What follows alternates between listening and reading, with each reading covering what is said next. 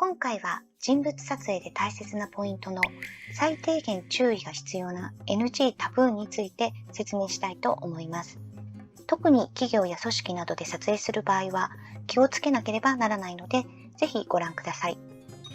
まずこちらの4枚の写真を見ていただきたいのですが、共通して NG な点があります。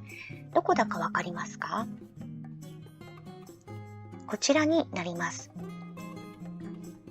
左側の2枚は木が、こちらの2枚は境目の線がちょうど頭の上にあって、このような構図を串刺しと呼ばれています。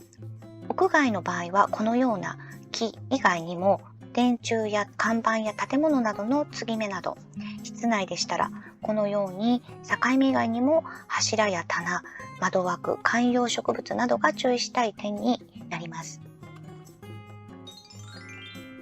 次はこちらの2枚ですが、こちらの NG な点はどこだと思いますか？このようにちょうど目の位置に線があり、目に刺さって見えてしまい、このような構図は目刺しと呼ばれています。これ以外にも木の枝や葉っぱのように尖ったものも該当します。室内でのインタビューシーンなど、観葉植物が目の位置に来てしまっている写真も見かけますけれども、不安感、違和感を与えるので気をつけなければなりません。例えばたくさんの線がある場合や、どうしてもこの位置から撮影しなければならない場合は、カメラを構えた高さを変えてみる、背景をぼかして撮影するなど調整してみると良いかと思います。次はこちらの2枚になりますけれども、このように首の位置に線が入っている首切りというものです。首付近に横線が入っていると、顔に視線が向かず線を追いかけてしまうので、不自然でなんとなく不安に感じ、昔の晒し首を連想させるので縁起が悪いということから意味写真とも言われています。ではどうしたらよいのか。このように撮影者が横に移動したり、腰を落としてカメラの位置を下げたり、カメラの角度を変えたりすれば解決ができます。次は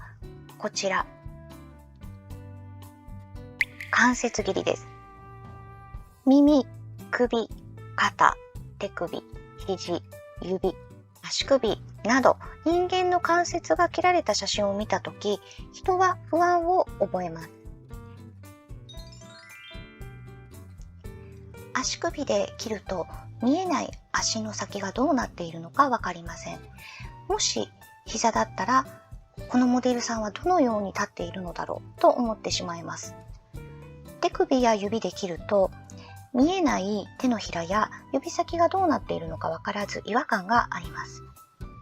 見えない部分がどうなっているのかなといった意識が働いて見る人を不安にさせると言われています。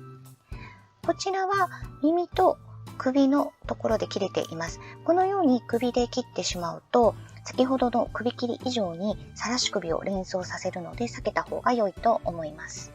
もう少しカメラの位置を下げるか、下に傾けて撮影などをして調整をすると良いかと思います。次はパーツ切りです。こちらがダメな点は、目がギリギリになっている点です。もちろんパーツの目の真ん中を切るのも当然 NG ですけれども、このようにギリギリも違和感、不快感を自然と与えてしまうので気をつけなければなりません。次にこちらは詰まりになります。2枚を比較すると、頭と足が画角ギリギリに詰まっています。迫っていて息苦しい感じで違和感があるので、このように適度に余白を入れてバランスを取ります。例えばズームアップ写真ならば、肩や胸元あたりまで入れて頭を少し切るぐらいがバランスがよく、アップで撮影する場合に限り頭の上部が少し切れていても問題はありません。先ほど首切りや関節切りなどは縁起が悪く、見えない部分がどうなっているのだろうといった意識が働いて、見る人を不安にさせると説明をしましたが、頭の場合はこのように予測がつくため、切れていても不快感がありません。ドラマや映画など、ムービーでも会話シーンなどでよく見られます。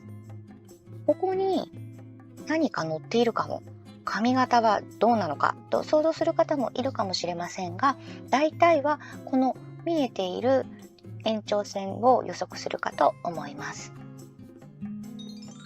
次はメガネをかけている人を撮影する際の注意点です。メガネはこのように反射をしてしまいます。この反射を目に被らないようにするには、撮影者が少ししゃがんでみる、左右に動いてみるだけでも避けることができます。また、モデルさんに周辺の映り込みが反射しない向きに立ってもらったり、場所を移動してもらいます。もう一点気をつけなければならないのは、ピントがメガネに合わないようにすること。F 値が小さいとピントを合わせる奥行きが狭くなるため、メガネにピントが合ってしまうと、モデルさんの目がぼやけてしまいます。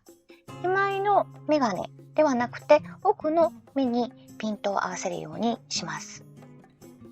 メガネの反射とメガネのフレームが目に重ならないように、そして目にピントを合わせる。この点にも注意を払って撮影していただければと思います。今回は最低限注意しなければならない NG タブーについてお話をしました。どうしても撮影する相手に集中して周囲の目配りがおろそかになりがちですが、背景に気をつけながら構図を考えるようにしていただければと思います。